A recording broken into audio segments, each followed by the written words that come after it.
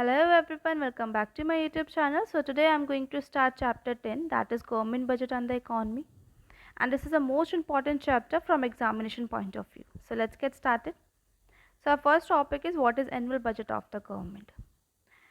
As we all know that 1st February is a well-known date when our finance minister present budget in the parliament. जैसे कि हम सब लोग जानते हैं कि February 1 को हमारे जो फाइनेंस मिनिस्टर है वो पार्लियामेंट में बजट पेश करते हैं। वो जो एनुअल बजट होता है उसके दो एस्पेक्ट्स होते हैं। First is financial performance of the government over past 1 year, कि मीन्स अब उस बजट में क्या देखते हैं कि जो फाइनेंशियल परफॉर्मेंस रही है गवर्नमेंट की पिछले 1 साल में क्या क्या फाइनेंशियल परफॉर्मेंस रही है वो उसमें हम देखते हैं। Plus financial policies and programs for next 1 year, और आगे आने वाले साल के लिए क्या गवर्नमेंट ने फाइनेंशियल पॉलिसीज एंड प्रोग्राम्स बनाए हैं वो हम देखते हैं किसके अंदर, एनुअल बजट के अंदर। लेकिन यहाँ पर जो मेन कंसर्न होता है गवर्नमेंट का वो किससे होता है, पिछले वाले साल से तो नहीं होगा कि पिछले साल गवर्नमेंट ने क्या क्या किया है, आने वाले साल के लिए गवर्नमेंट क्या क्या पॉलिसीज एंड प्रोग्राम्स बना रही है, इस पर फोकस्ड होता है। मेन कंसर्न गवर्नमेंट का इस पर होता है, और बजट का भी पूरा जो फोकस होता है वो किस पर होता है, financial policies and program for next 1 year, कि आगे आने वाले साल के लिए क्या क्या प्रोग्राम्स एंड पॉलिसीज़ बनाई गई हैं, इसमें मेन फोकस्ड होता है।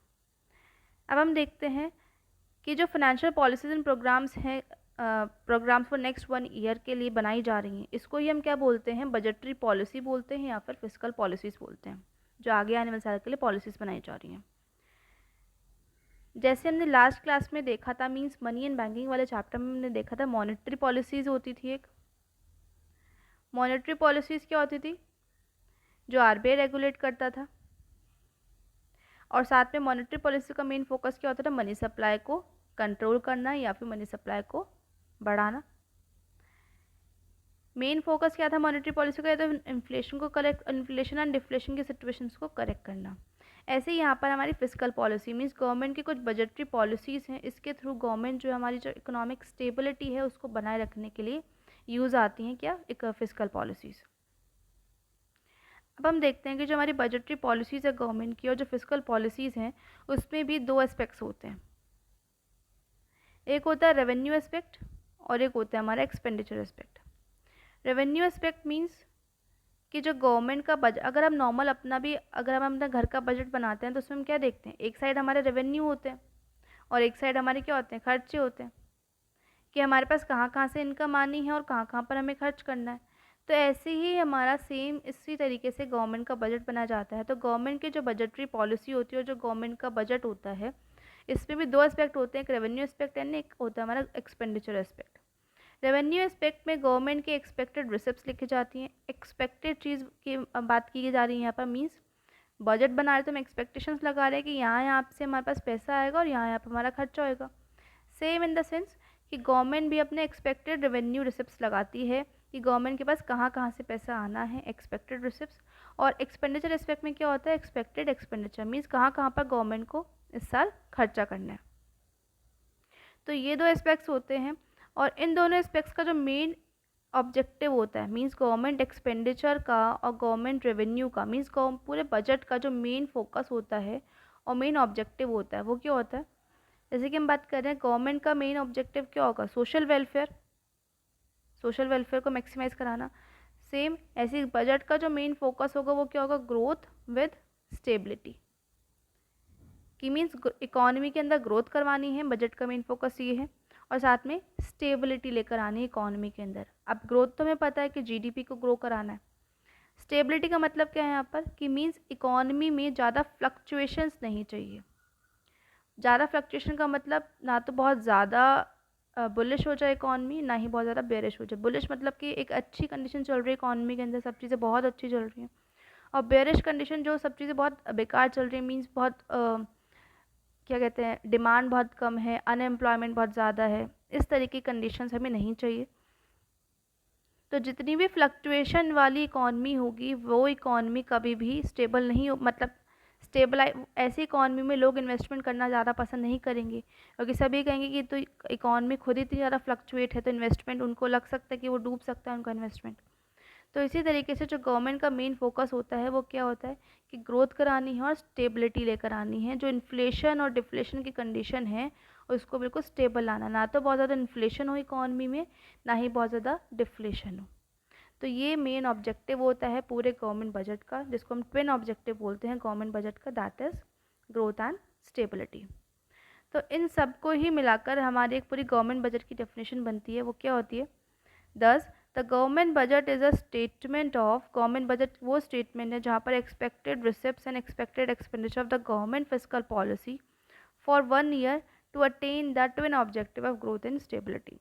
जो हमने ये सब चीज़ें ऊपर पढ़ी है उसी को हमने स्टेटमेंट की फॉर्म में लिख दिया है, डेफिनेशन की फॉर्म में। क्या कि गवर्नमेंट बजट क्या है? ये एक वो स्टेटमेंट है जहाँ पर एक्सपेक्टेड रिसिप्ट्स होते हैं, एक्सपेक्टेड एक्सपेंडिचर होता है गवर्नमेंट की फिस्कल पॉलिसी के लिए फॉर 1 ईयर के, 1 साल के लिए होते हैं, और इसका जो मेन ऑब्जेक्टिव होता है वो क्या होता है? Growth and stability. क्लियर है? तो ये है हमारा पूरा गवर्नमेंट बजट। और हमें पता है कि गवर्नमेंट बजट कौन प्रेजेंट करता है? Finance minister. और फाइनेंस मिनिस्टर हमारी कौन है? निर्मला सीतारमन। ये कहाँ पर बजट पेश कहाँ पर किया जाता है? पार्लियामेंट में किया जाता है। और कब किया जाता है? कौन सी डेट को? 1 फरवरी। तो ये था हमारा पूरा गवर्नमेंट बजट। नेक्स्ट टॉपिक हम देखते हैं ऑब्जेक्टिव्स ऑफ बजट, कि बजट के क्या क्या ऑब्जेक्टिव्स हैं। अभी तो हमने देखा कि बजट है क्या, एनुअल बजट। अब हम देखते हैं objectives of government budget, means government budget के क्या क्या मेन ऑब्जेक्टिव्स हैं। फर्स्ट है हमारा जीडीपी ग्रोथ। गवर्नमेंट का मेन ऑब्जेक्टिव क्या रहता है? जीडीपी को ग्रो कराना। तो बजट में जो मेन फोकस होगा, मेन ऑब्जेक्टिव होगा, वो जो सेंट्रल ऑब्जेक्टिव होगा वो क्या होगा? GDP growth. जीडीपी ग्रोथ दो तरीके से की जा सकती है, या तो गवर्नमेंट एक्सपेंडिचर करे, मतलब इन्वेस्टमेंट एक्सपेंडिचर करे, कि गवर्नमेंट ने बजट में देखा कि यहाँ इस बार यहाँ पर एक्सपेंडिचर करना है, इन्वेस्टमेंट एक्सपेंडिचर करना है।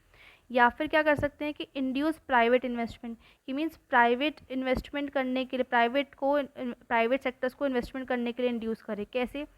कि प्राइवेट सेक्टर्स के लिए वो टैक्स रिबेट्स कर दे, मीन्स टैक्स पर थोड़ी छूट दे दे, या फिर सब्सिडीज़ उन्हें प्रोवाइड करा दे, जिससे क्या होगा? प्राइवेट सेक्टर से इन्वेस्टमेंट करेंगे, क्योंकि प्राइवेट सेक्टर्स को अगर उनको टैक्स पे थोड़ी छूट मिलेगी तो प्राइवेट सेक्टर इन्वेस्टमेंट करेंगे। या फिर सब्सिडीज़, कि उनको बोला जाए कि अगर आप इन्वेस्टमेंट यहाँ पर करोगे तो आपको हम सब्सिडीज़ प्रोवाइड करवाएंगे, तो प्राइवेट सेक्टर भी इन्वेस्टमेंट करेंगे।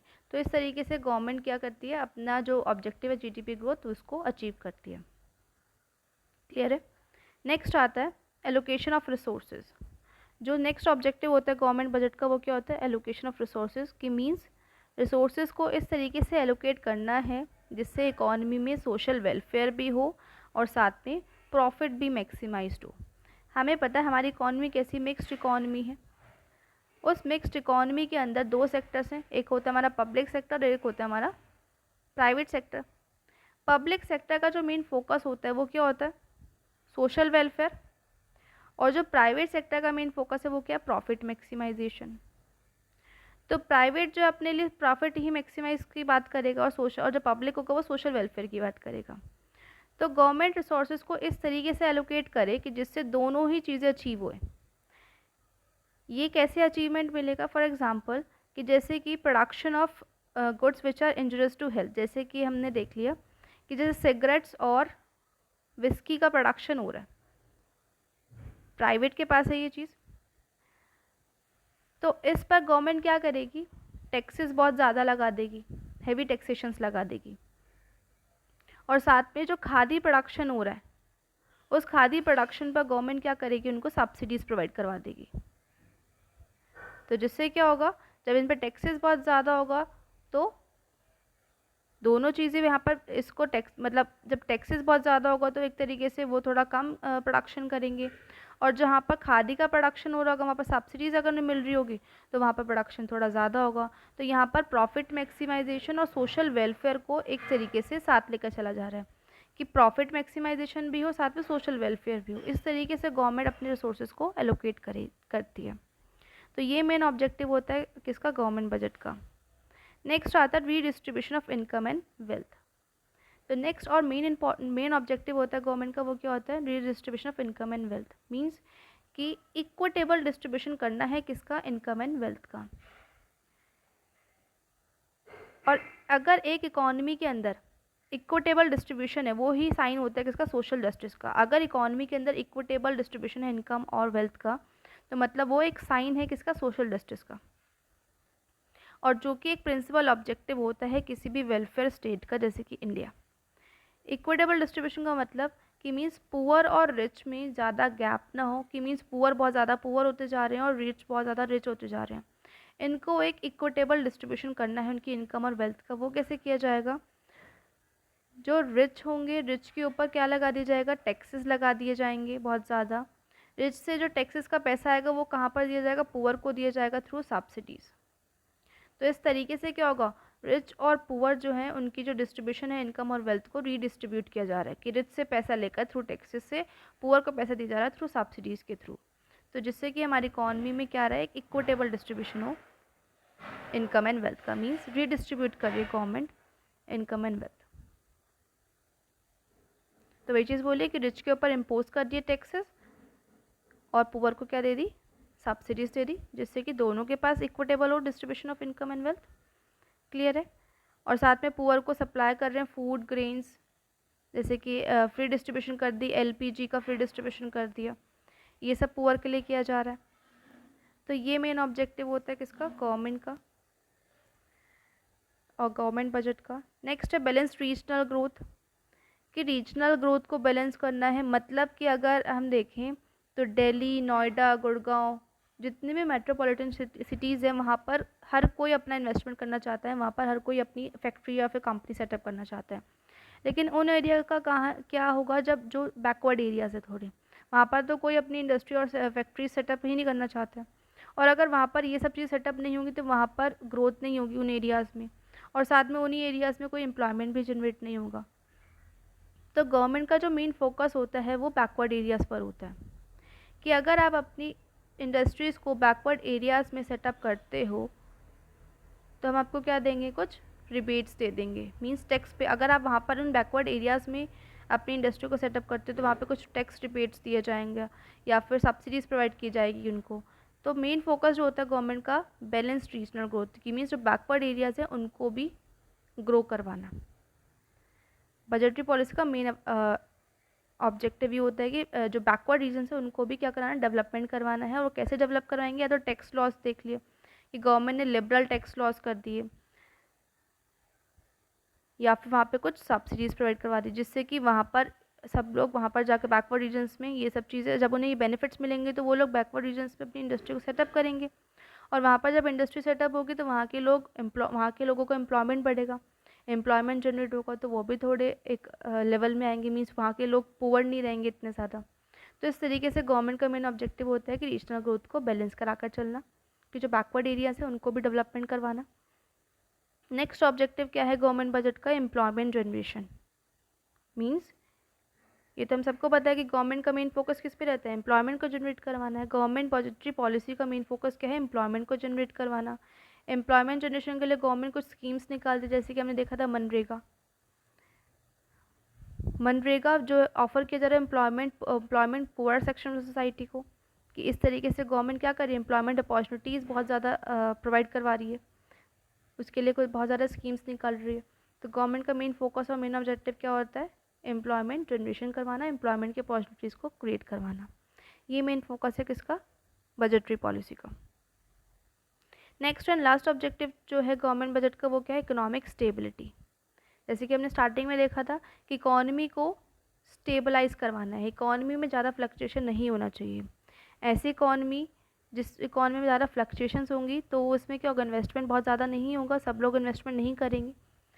तो इकॉनमी को स्टेबल करवाना यही मेन ऑब्जेक्टिव है गवर्नमेंट का। जैसे कि हमने अभी देखा था स्टार्टिंग में, ट्विन ऑब्जेक्टिव जो है गवर्नमेंट का वो क्या है?